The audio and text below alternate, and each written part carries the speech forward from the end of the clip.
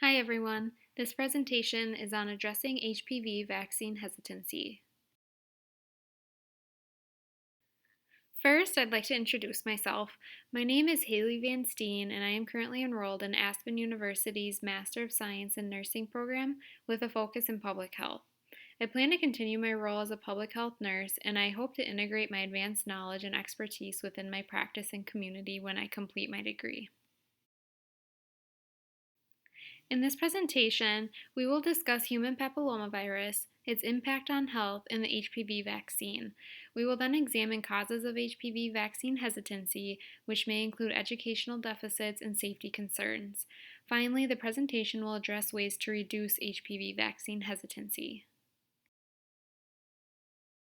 In my practice as a public health nurse, I've come across many patients and families who are hesitant about vaccines in general, particularly the HPV vaccine.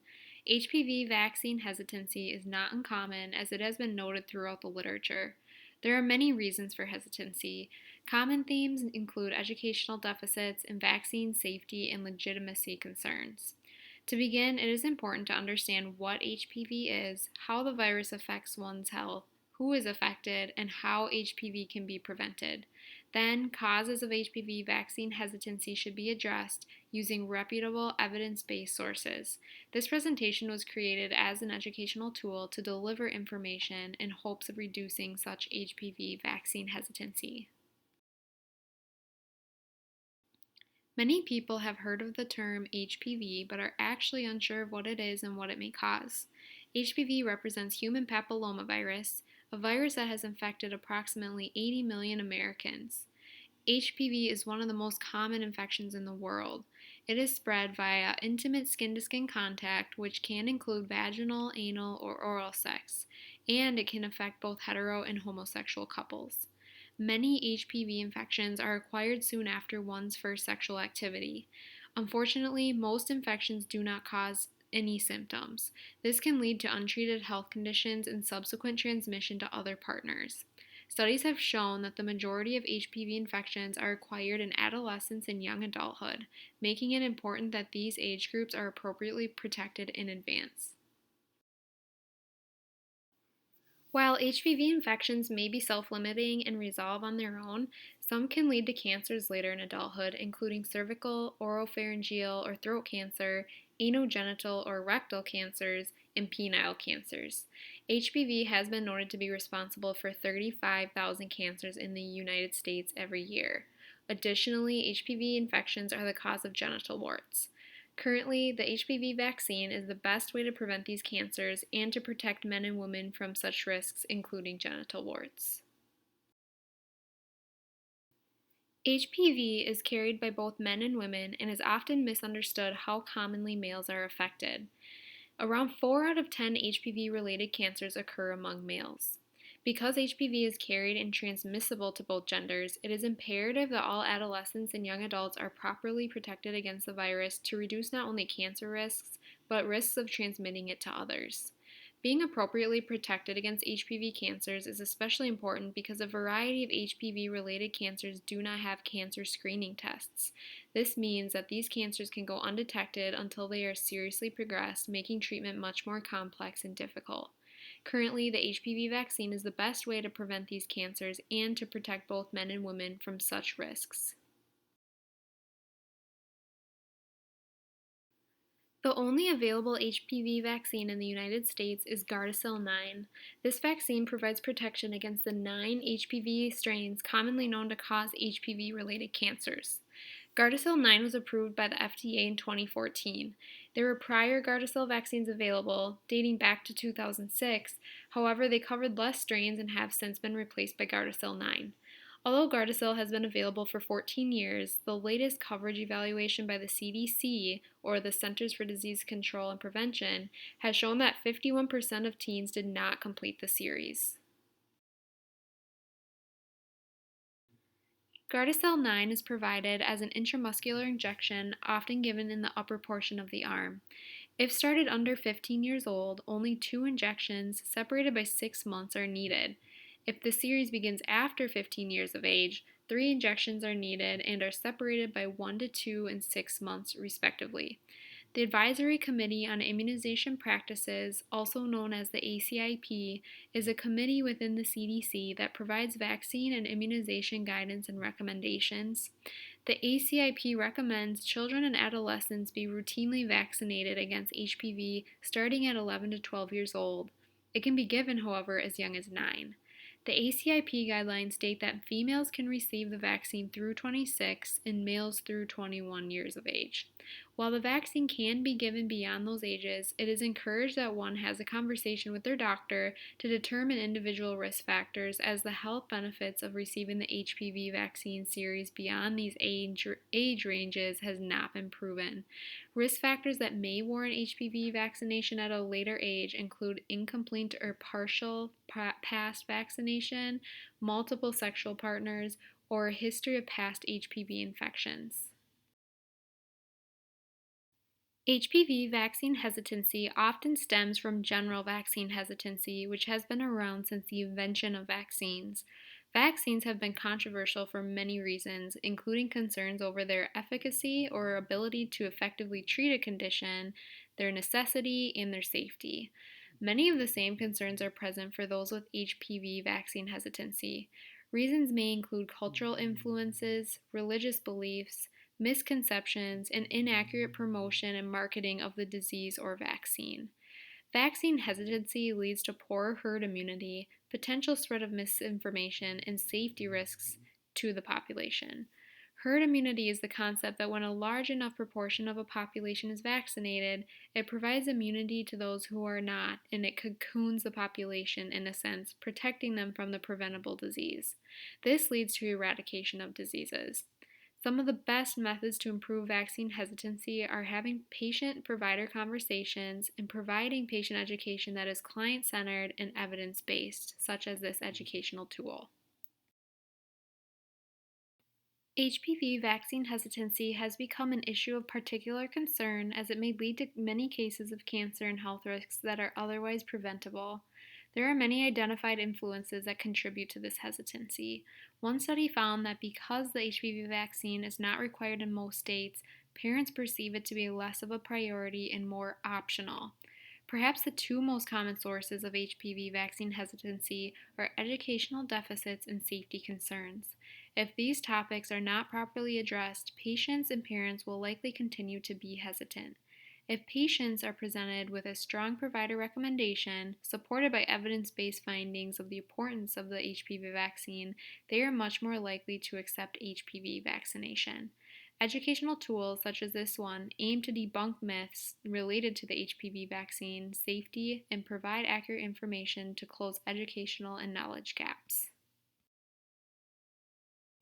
Educational deficits have been a common theme in the literature regarding HPV vaccine hesitancy.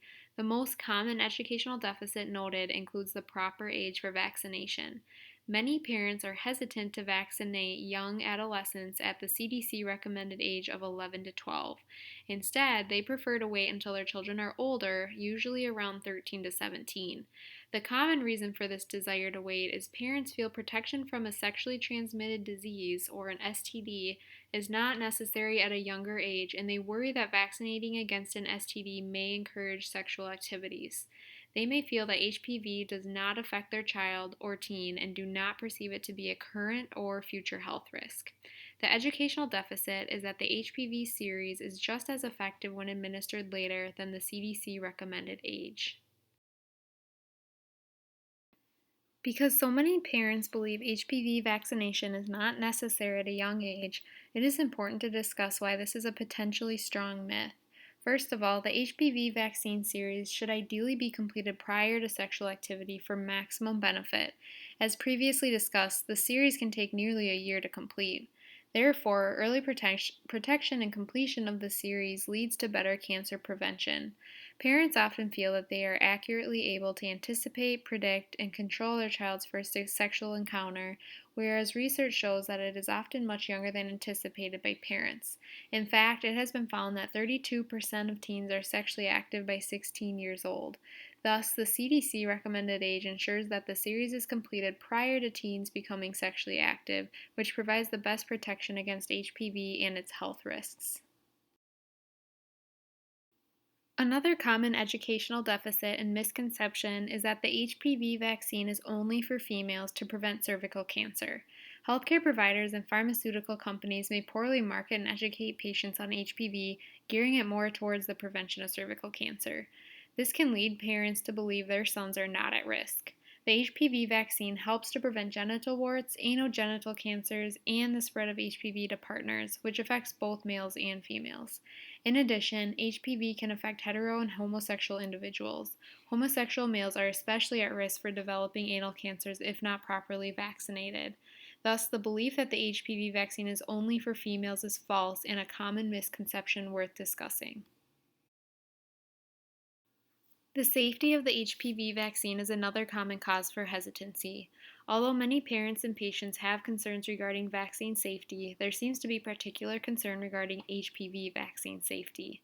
A commonly voiced concern is that the vaccine is too new and has not gone through enough research to effectively evaluate its safety. This is false, as HPV vaccines have been studied and tested on nearly 75,000 patients prior to initial licensure. In fact, continued thorough monitoring continues after vaccine licensure to ensure ongoing safety and efficacy. Some individuals have concerns that the vaccine causes significant dangerous side effects. Some believe it may cause HPV related cancers or infertility because the vaccine involves injection of an HPV protein. The HPV vaccine has been found to cause side effects, as with any vaccine or medicine, but they have all been identified as mild side effects. These might include fever, nausea, swelling, redness, pain at the injection site, or possibly fainting, which is not uncommon among teens after vaccination. Many of these side effects are self limiting, and some are even preventable by taking appropriate steps, such as eating prior to vaccination and laying down during and after the injection to prevent fainting. There are vaccine safety monitoring systems available to healthcare providers and lay people to report serious adverse events following vaccine administration. These systems ensure that vaccine safety is continually being monitored and tracked. HPV vaccines have never been linked to causing cancer or infertility issues. In fact, not being protected against HPV can lead to untreated precancers that can result in cancer. Untreated HPV precancers and cancers can warrant invasive procedures or treatments that may result in infertility. Overall, the use of the HPV vaccine provides significant protection against HPV cancers and genital warts and has been proven to provide long lasting protection. Lastly, and most importantly, its efficacy was not found to decrease over time. It is important to visit reputable resources to get accurate evidence based information. Those with concerns over the HPV vaccine should visit helpful websites including the CDC, CHOP, or Children's Hospital of Philadelphia, and read reputable journal articles that are peer reviewed. These can be found on scientific databases such as PubMed or CINAHL. Patients can also speak with their healthcare provider or the local health department regarding vaccine schedules, safety, and to get accurate information. To conclude, HPV is an infection that affects millions of males and females annually. Many people are exposed to HPV in adolescence from intimate skin to skin contact. The number one way to prevent HPV infections and HPV cancers is to be vaccinated against the virus using the Gardasil vaccine. The vaccine provides the best protection if completed prior to sexual activity. It is also important that people are aware that the vaccine is extremely safe and is not associated with serious health problems. HPV vaccine hesitancy is not uncommon and often stems from myths and misconceptions that may stem from knowledge gaps, often relating to safety concerns and general educational deficits. It is vital that patients seek out accurate information regarding HPV and the vaccine to understand the true risks versus benefits. If anybody has any questions, you can post them in the YouTube comments below, or you can direct them to me via email at haleyk93@gmail.com. That's HAILLEKAY93 at gmail.com.